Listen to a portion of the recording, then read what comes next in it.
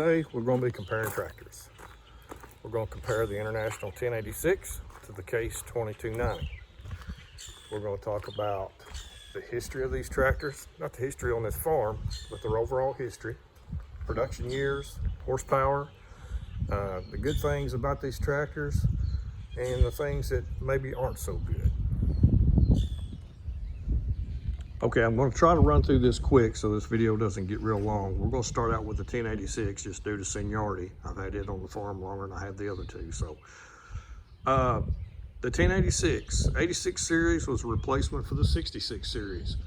It was manufactured from 1976 to 1981. The engine in the 1086 is a DT 414 diesel turbocharged 414 cubic inch engine.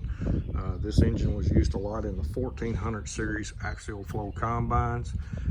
Some of the early versions of the 16 series, when International Case merged, still used this engine prior to them switching over to the Cummins. All the way back to the 06 series on the Internationals, International come out with this dual PTO housing. You had the 1000 RPM and the 540 RPM PTOs.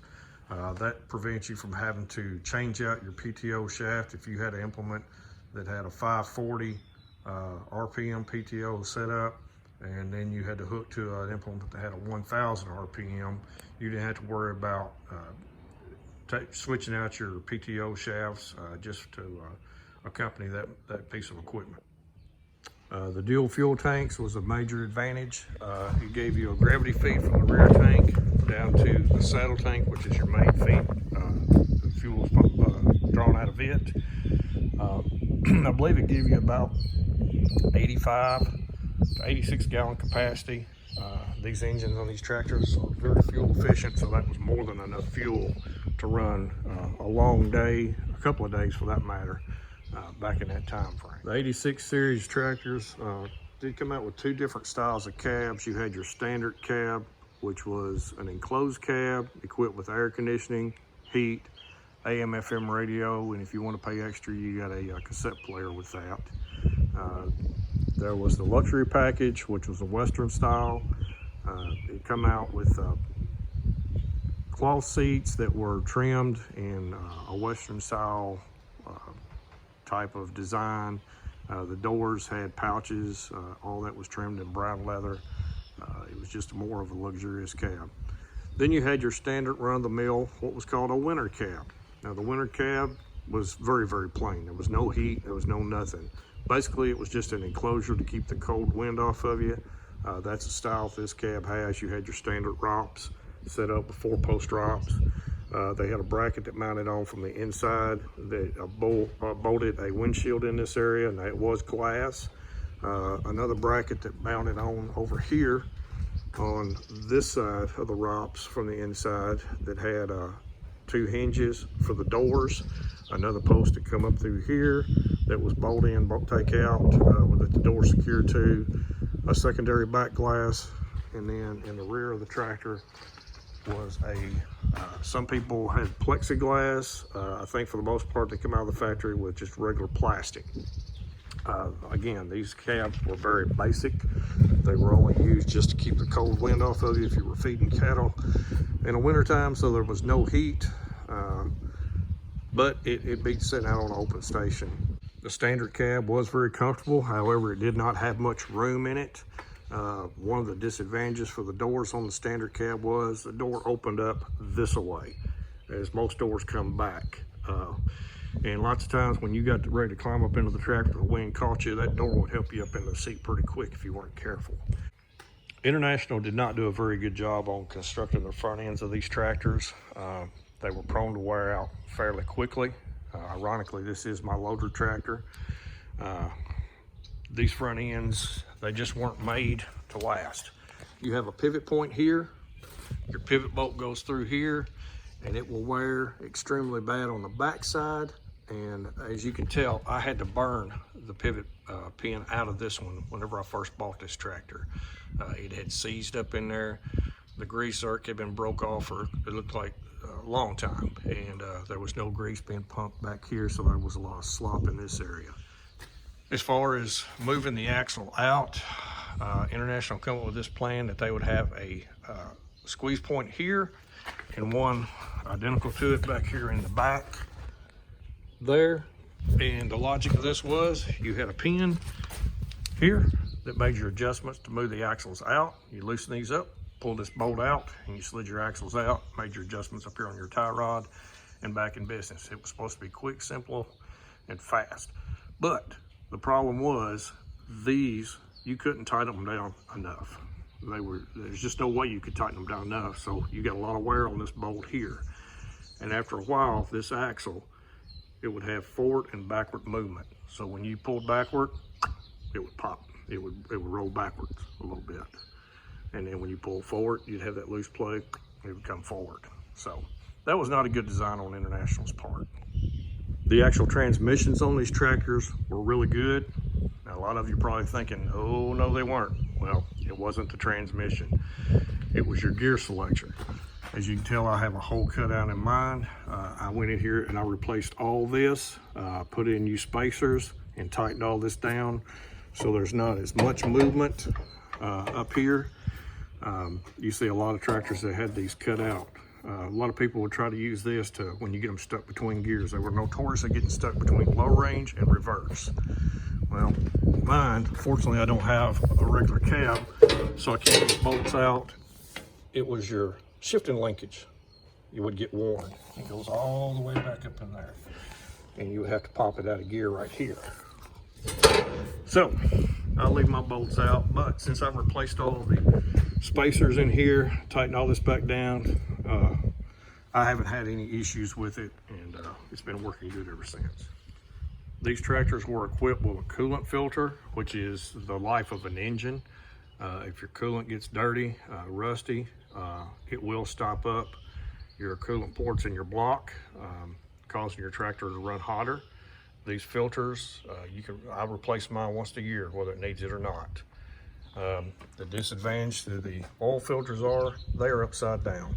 I don't know what genius came up with that idea. I thought it was a good idea to put a filter upside down so when you take it out, everything wants to dump. But it will drain. It will drain. It's not like your filters are full when you take them off, but they will have oil in them, and they will drain down onto your engine block. Overall, I'm well pleased with this tractor. Both of my sons, this is their go-to tractor. They enjoy driving it more than any of them on the farm. It's almost a battle when they're both here to see who's going to get to drive this one. And they both tell me that this tractor will never leave the farm, and I tend to agree. Let's go to the 2290. These tractors were built from 1979 to 1983. They're equipped with a 504 cubic inch diesel turbocharged engine. Both these tractors are excellent on fuel. They don't burn a whole lot of fuel. Now, I don't do a whole lot of heavy pulling with them either, but both tractors have been used in tillage, this one and this one both, and they do not use a lot of fuel. The International, a little bit better than this one, but this one here is still not bad. Disadvantages. Case put the exhaust right here on the side. Well, that kind of eliminates you ever putting a loader on this tractor. So what they done is they made an adapter kit. You broke your exhaust loose here, and it was a flex line that run from back up here to about here, and then from here you went up next to the cab. That way you can put your mounting brackets on your frame rails. Obviously not original. You'd think if you bought a new tractor back in 1979 to 1983 and you wanted a loader on it, you wouldn't have to modify anything in order to do that, but obviously you did. The PTO on these tractors, standard 540. Now you can put a 1000 adapter in, which is basically like the John Deere's. You take your ring out, slide the shaft out, put the other shaft in, put your ring back in, you're back in business.